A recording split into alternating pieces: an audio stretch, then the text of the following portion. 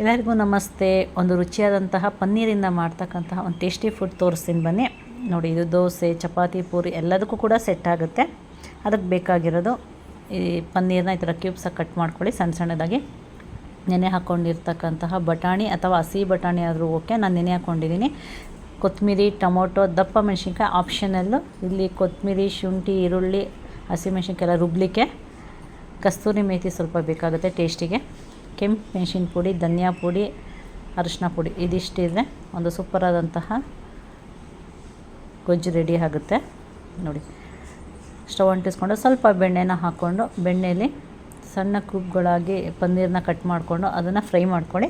ಇದನ್ನು ಎರಡು ರೀತಿಯಲ್ಲಿ ಮಾಡ್ಕೊಬೋದು. ಒಂದು ಈ ಥರ ಫ್ರೈ ಮಾಡ್ಕೊಬೋದು, ಇಲ್ಲ ಕಟ್ ಮಾಡಿ ಅದನ್ನು ನೀರಲ್ಲಿ ತೊಳೆದು ಕೂಡ ಹಾಕ್ಬೋದು. ಹಾಗೆ ಹಾಕಿದ್ರೆ ಎಲ್ಲ ಹೊಡೆದೋಗುತ್ತೆ. ಸೊ ನಾನು ಅದನ್ನು ಫ್ರೈ ಮಾಡ್ತಾಯಿದ್ದೀನಿ. ಪಲಾವ್ ಸಾಮಾನು ಕೂಡ ಬೇಕಾಗುತ್ತೆ ಸ್ವಲ್ಪ. ನೋಡಿ, ಈ ಥರ ಚೆನ್ನಾಗಿ ಫ್ರೈ ಮಾಡ್ಕೊಳ್ಳಿ. ಮೊದಲು ಚೆನ್ನಾಗಿ ಫ್ರೈ ಮಾಡ್ಕೊಂಡಾದ್ಮೇಲೆ ಸ್ಮೆಲ್ ಗಮ್ ಅಂತ ಬಂದಮೇಲೆ ಅದನ್ನೆಲ್ಲ ತೆಗೆದು ಒಂದು ಕಡೆ ಇಟ್ಕೊಂಬಿಡಿ. ರುಬ್ಲಿಕ್ಕೆ ನೋಡಿ, ಕೊತ್ತಂಬರಿ, ಶುಂಠಿ, ಹಸಿಮೆಣಸಿನ್ಕಾಯಿ, ಬೆಳ್ಳುಳ್ಳಿ ಇದಿಷ್ಟು ಕೂಡ ಹಾಕಿದ್ದೀನಿ. ಇದನ್ನು ರುಬ್ಕೊಂಬಿಡೋಣ.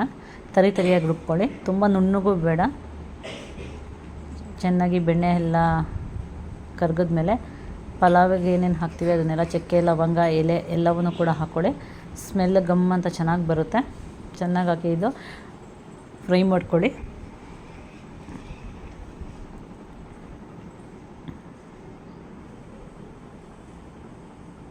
ಅದು ಚೆನ್ನಾಗಿ ಫ್ರೈ ಆದಮೇಲೆ ಬಂಡಿಲಿ ನೆಕ್ಸ್ಟು ಏನು ನಾವು ರುಬ್ಬಿ ಇಟ್ಕೊಂಡಿದ್ದೀವಿ ಅದನ್ನು ಕೂಡ ಹಾಕ್ಕೊಂಡು ಹಸಿ ವಾಸನೆ ಹೋಗೋ ತನಕನೂ ಅದನ್ನು ಕೂಡ ಫ್ರೈ ಮಾಡ್ಕೊಳ್ಳಿ.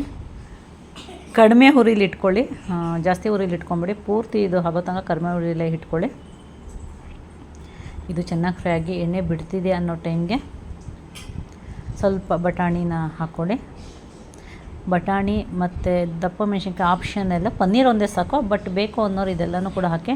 ಯಾಕಂದರೆ ಮಕ್ಕಳು ಎಲ್ಲವೂ ಕೂಡ ಸಪ್ರೇಟಾಗಿ ತಿನ್ನೋದಿಲ್ಲ. ಸೊ ಅಂಥ ಮಕ್ಳುಗಳಿಗೆ ಈ ರೀತಿ ಎಲ್ಲ ತರಕಾರಿಗಳು, ಬಟಾಣಿ ಆಗಲಿ, ದಪ್ಪ ಮೆಣಸಿನ್ಕಾಯಿ ಆಗಲಿ ಎಲ್ಲ ಕಟ್ ಮಾಡಿರ್ತಾಗ ಗೊತ್ತಾಗಲ್ಲ. ಅವರು ಪನ್ನೀರನ್ನು ಇಷ್ಟಪಟ್ಟು ತಿನ್ಬೇಕಾದ್ರೆ ಇದು ಎಲ್ಲ ಜೊತೆಲಿದ್ದಾಗ ಆರಾಮಾಗಿ ತಿನ್ಕೊತಾರೆ. ಅದು ನೆಕ್ಸ್ಟು ಟೊಮೊಟೊನೂ ಕೂಡ ಸಪ್ರೇಟಾಗಿ ರುಬ್ಬಿಟ್ಕೊಳ್ಳಿ.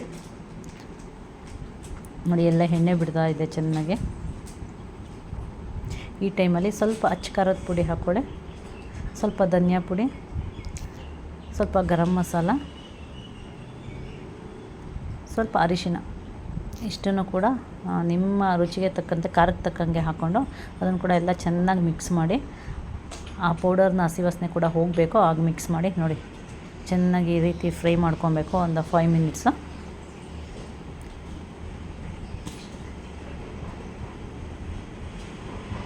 ನೆಕ್ಸ್ಟು ಟೊಮೊಟೊ ರುಬ್ಬಿಟ್ಕೊಂಡಿದ್ದೀವಲ್ಲ ಅದನ್ನು ಕೂಡ ಹಾಕ್ಕೊಂಡು ಇದನ್ನು ಕೂಡ ಚೆನ್ನಾಗಿ ಫ್ರೈ ಮಾಡ್ಕೊಳ್ಳಿ. ಇದ್ರದ್ದು ಹಸಿ ವಾಸನೆ ಕೂಡ ಹೋಗಬೇಕು.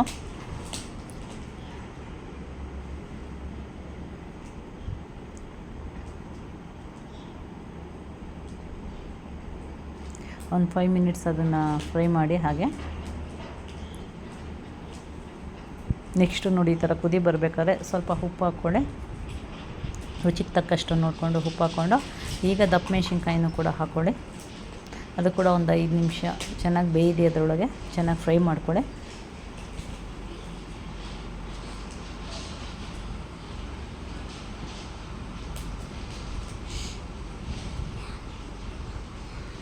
ಎಲ್ಲವೂ ಕೂಡ ಚೆನ್ನಾಗಿ ಫ್ರೈ ಆಗಿ ಉಪ್ಪೆಲ್ಲ ಕರಗಾದ್ಮೇಲೆ ಒಂದು ಸಲ ಟೇಸ್ಟ್ ನೋಡ್ಕೊಳ್ಳಿ. ಉಪ್ಪು ಖಾರ ಕರೆಕ್ಟಾಗಿದೆಯಾ ನೋಡ್ಕೊಳ್ಳಿ.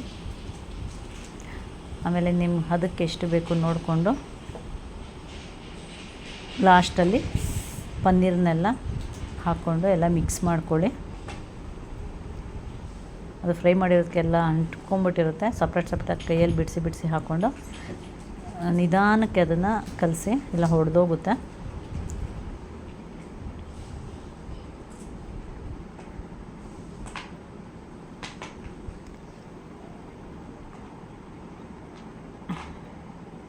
ಎಲ್ಲವನ್ನು ಕೂಡ ಕ್ಲೀನಾಗಿ ಮಿಕ್ಸ್ ಮಾಡ್ಕೊಳ್ಳಿ. ಲಾಸ್ಟಲ್ಲಿ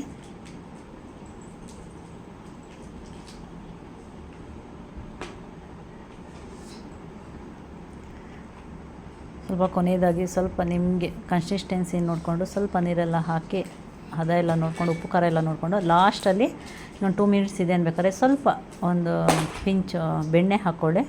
ಒಂದು ಪೀಸ್ ಬೆಣ್ಣೆ ಹಾಕ್ಕೊಂಡು ಸ್ವಲ್ಪ ಕಸ್ತೂರಿ ಮೇಥಿ, ಕೊತ್ತಂಬರಿ ಇದ್ದರೆ ಕೊತ್ತಂಬರಿ ಕೂಡ ಹಾಕ್ಕೊಬೋದು. ನಾನು ಕಸ್ತೂರಿ ಮೇಥಿ ಹಾಕ್ಕೊಂಡು ಮತ್ತೊಮ್ಮೆ ಎಲ್ಲ ಕಲಸಿ ಒಂದು 5 ಮಿನಿಟ್ಸ್ ಹಾಗೆ ಬಿಟ್ಟುಬಿಡಿ. ಈ ಟೈಮಲ್ಲಿ ನೀವು ಸ್ವಲ್ಪ ಗ್ರೇವಿ ಜಾಸ್ತಿ ಬೇಕು ಅಂದಾಗ ನೀರು ಹಾಕ್ಕೊಬೋದು, ಇಲ್ಲ ಸ್ವಲ್ಪ ಬೆಣ್ಣೆ ಜಾಸ್ತಿ ಹಾಕ್ಕೊಬೋದು, ಉಪ್ಪು ಖಾರ ಕಡಿಮೆ ಆಗಿದೆ ಅಂದರೆ ಹಾಕ್ಕೊಬೋದು. ಎಲ್ಲನೂ ಈ ಟೈಮಲ್ಲಿ ಮಾಡಿ ಲಾಸ್ಟಾಗಿ ಸ್ವಲ್ಪ ಕಡಿಮೆ ಹುರಿಲಿ ಬಿಟ್ಬಿಡಿ ಒಂದು 5 ನಿಮಿಷದ ತನಕ. ಅಷ್ಟೊತ್ತಿಗೆ ನಾವು ಅದಕ್ಕೆ ದೋಸೆ ಮಾಡ್ಕೊಳ್ಳೋಣ ಬನ್ನಿ. ನಾನು ದೋಸೆಗೆ ಅದು ಮಾಡಿದೆ, ಅದು ತುಂಬ ಚೆನ್ನಾಗಿರುತ್ತೆ ಅಂಥೇಳಿ ದೋಸೆಗೆ ಈ ಗ್ರೇವಿ ಮಾಡಿದ್ದೀನಿ ಇವತ್ತು. ರುಚಿಯಾದ ಪನ್ನೀರ್ ಮಟರ್ ಗ್ರೇವಿ ರೆಡಿ ಚೆನ್ನಾಗಿರುತ್ತೆ. ಹೇಗಿದೆ ದೇಶನಿ ತಿಂತಾ ಇದ್ದಾಳೆ. ದೇಶನಿ ತುಂಬ ಇಷ್ಟ. ತುಂಬ ಚೆನ್ನಾಗಿದೆ. ಟೇಸ್ಟ್ ಚೆನ್ನಾಗಿದೆಯಾ ಅಮ್ಮ? ಎಲ್ಲರಿಗೂ ಏನು ಹೇಳ್ತೀಯಾ ವೀವರ್ಸ್ಗೆಲ್ಲ? ತುಂಬ ಚೆನ್ನಾಗಿದೆ. ನೀವು ಈ ವಿಡಿಯೋ ನೋಡಿ ಇದೇ ಥರ ಮಾಡ್ಕೊಳ್ತೀನಿ ಹೆಂಗೆ ಅನ್ಸುತ್ತೆ ಅಂತ ಕಮೆಂಟ್ ಮಾಡಿ. ಚೆನ್ನಾಗಿ ಬರುತ್ತೆ. ನಾನು ಟೇಸ್ಟ್ ನೋಡಿದೆ, ಚೆನ್ನಾಗಿದೆ. ನೀವು ಮನೇಲಿ ಮಾಡ್ಬೋದು. ಹೋಟೆಲಲ್ಲೆಲ್ಲ ಹೋದರೆ ಒಬ್ಬರು ಕೊಡೋ ದುಡ್ಡಿಗೆ ಇಲ್ಲಿ 3 ಜನ ತಿನ್ಬೋದು ಅವರು. ಆಮೇಲೆ ಹೊಟ್ಟೆ ತುಂಬ ತಿನ್ಬೋದು. ದೋಸೆಗೆ, ಇಡ್ಲಿಗೆ ಓಕೆ, ಪೂರಿಗೆ ಅದಕ್ಕೆಲ್ಲ ಗ್ರೇವಿ ಚೆನ್ನಾಗಿರುತ್ತೆ. ನೋಡಿ, ನಮ್ಮ ಮನೆಯಲ್ಲಿ ಇವತ್ತು ರುಚಿಯಾದ ಒಂದು ಟಿಫನ್ ರೆಡಿ ಆಯಿತು ದೇಶನಿಗೆ.